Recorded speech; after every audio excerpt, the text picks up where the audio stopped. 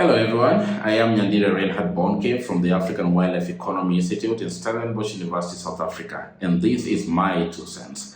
Now, the world is heavy and full of expectations from the ongoing multilateral environmental agreement discussions happening in different parts of the world.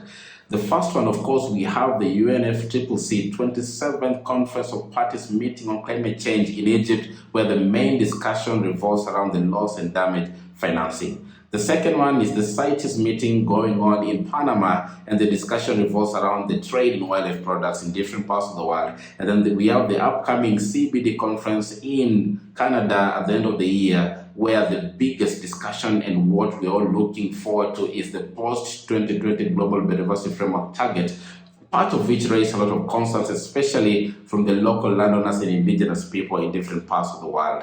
Now, all these things are happening when the world is still healing from the impact that the COVID-19 had, especially on the global economies. And aside from that, we still experience a lot of environmental issues or concerns happening in different parts of the world.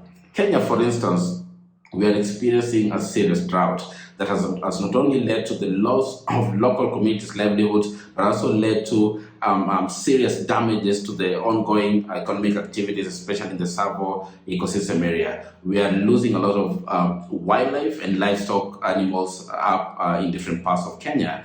Now, when all is said and done, the big question that we have, of course, especially from the research sector, is how will the ongoing discussions translate into transforming the lives of the local communities who bear the full cost of conservation?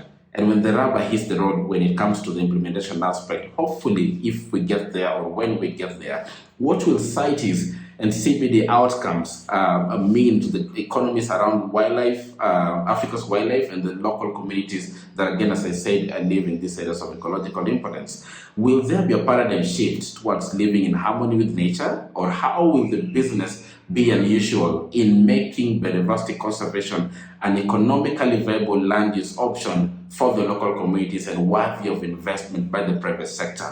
How do we change the narrative around the economies of wildlife for Africans, by Africans, and with Africans? And therefore, my challenge and my biggest expectation from the ongoing discussions, especially CITES and CBD, of course climate change included, is we will need an effective transparency, monitoring, and accountability mechanisms from all sectors. And from the research aspect where I work, we hope to bridge the gap between research and policy decision-making process. Otherwise, we hope to have a happy ending of the year 2022 with the discussions going on. Thank you.